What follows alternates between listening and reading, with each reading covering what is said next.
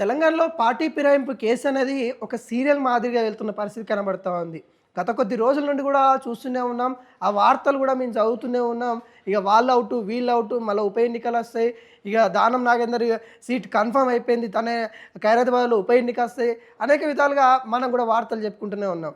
అయితే తాజాగా హైకోర్టు ఏలినేటి మహేశ్వర్ రెడ్డి చేసిన పిటిషన్ ఏదైతే ఉంటుందో ఆ పిటిషన్ని విచారించిన తర్వాత ఏదైతే పార్టీ మారిన మొత్తం 10 మంది మారారు. కాకుండా పట్టణ చెరువు మళ్ళీ రివర్స్ యూటర్న్ వెళ్ళిపోయాను కాబట్టి ఇంకా 9 మంది మాత్రమే పార్టీ ఫిరాయింపు కేసులో ప్రధానంగా అయితే ఉన్నారు. అయితే ఆ 9 మందితో పాటు స్పీకర్కి ఇన్వాల్వ్ చేస్తూ 10 మందికి కూడా మళ్ళీ నోటీసులు పంపించిన పరిస్థితి కనబడతా ఉంది. వచ్చే నెల 6వ తారీఖు కల్లా ఖచ్చితంగా మీరు పిటిషన్ దాఖలు చేయాలి. పార్టీ ఎందుకు మారారు, ఎందుకు మారాల్సి వచ్చింది, వాటికి సంబంధించిన పూర్తి వివరాలతో మళ్ళీ హైకోర్టులో పిటిషన్ దాఖలు చేయండి అన్నట్టుగా ఇటు హైకోర్టు చెప్పిన పరిస్థితి కనబడతా ఉంది. ఇప్పటికే ఈ వివాదం కూడా గత కొద్ది నెలల నుండి కూడా నడుస్తూ ఉంది. అయితే పార్టీ ఫిరాయించిన నుండి ఏదైతే పార్టీ ఫిరాయించి జరిగినాయో అప్పటి నుండి కూడా ఎమ్మెల్యేలు ఇటు బీఆర్ఎస్ పార్టీ కూడా ఒక ఛాలెంజ్గా తీసుకొని ఖచ్చితంగా ఇది రాజ్యాంగ విరుద్ధము, 10th షెడ్యూల్లో ఏదైతే ఉందో దానికి విరుద్ధంగా ఇక్కడ వీళ్ళు చేస్తూ ఉన్నారు, ఒక పార్టీలోకి గెలిచి మరొక పార్టీలోకి ఎలా వెళ్తారు అనే విధంగా ఇటు బీఆర్ఎస్ పార్టీ కొంత ఛాలెంజ్గా తీసుకొని వాళ్ళు ఫైట్ చేస్తున్న పరిస్థితి కనబడతా ఉంది.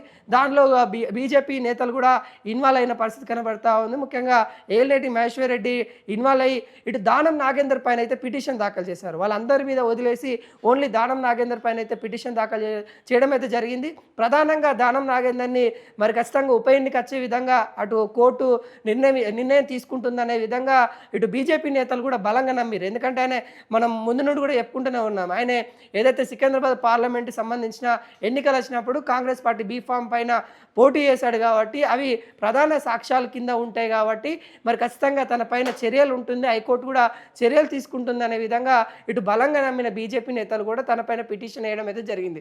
ఇక రాను బీజేపీ నేతలు కూడా కొంత ఛాలెంజ్గా తీసుకొని మిగిలిన వాళ్ళ పరిస్థితి కూడా ఏంటో చూడాల్సిన పరిస్థితి కనబడింది. వాళ్ళది కూడా ఖచ్చితంగా పిటిషన్లో పేర్లు దాఖలు చేస్తూ పిటిషన్ వేయడం అయితే జరిగింది. దానిపైన నిన్న హైకోర్టు కూడా విచారించిన తర్వాత పార్టీ మారిన 9 మందికి మరియు స్పీకర్ యొక్క నిర్ణయం పైన కూడా మళ్ళొక ఏదైతే వాళ్ళు రిప్లై ఇవ్వాల్సిన పరిస్థితి ఏర్పడింది. వచ్చే నెల 6వ తారీఖు మరి వాళ్ళు ఎందుకు క్లీన్ చిట్ ఇవ్వాల్సి వచ్చింది, స్పీకర్కి ప్రధానంగా ప్రశ్నలు ఏంటంటే ఎందుకు ఆ 9 మందికి మీరు క్లీన్ చిట్ ఇచ్చారు, మరి వాళ్ళకి ఇవ్వడానికి గల కారణాలు ఏంటి, వాళ్ళు ఏదైతే పిటిషన్దారుల యొక్క సాక్ష్యాధారాలు ఏమున్నాయి వాటిని పరిశీలించిన తర్వాత మీరు ఏ నిర్ణయానికి వచ్చారు, ఆ నిర్ణయం వెనుక ఉన్న కారణాలు ఏంటి అన్నట్టు కూడా ఇటు స్పీకర్ కూడా తన యొక్క నిర్ణయానికి సంబంధించి కూడా ప్రతి ఒక్క ఎమ్మెల్యే గురించి కూడా దానిలో పొందుపరిచి దాన్ని కూడా హైకోర్టు సమర్పించాల్సిన అవసరం అయితే కనబడతా ఉంది. దాని తర్వాత హైకోర్టు కూడా ఒక నిర్ణయం తీసుకునే అవకాశాలు అయితే కనబడతా ఉంది.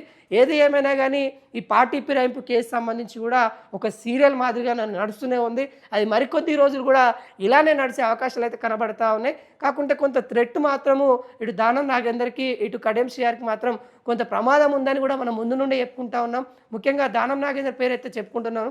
అదేవిధంగా మరోసారి హైకోర్టు విచారణ తర్వాత మరి సుప్రీంకోర్టు కూడా వెళ్ళే అవకాశాలు అయితే కనబడతా ఉంది.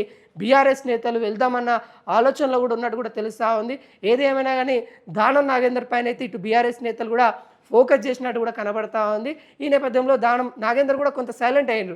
గతంలో ఆయన బీఆర్ఎస్ పార్టీ పైన అనేక విధాలుగా విరుచుకుపడ్డ నేపథ్యం అయితే చూసాం.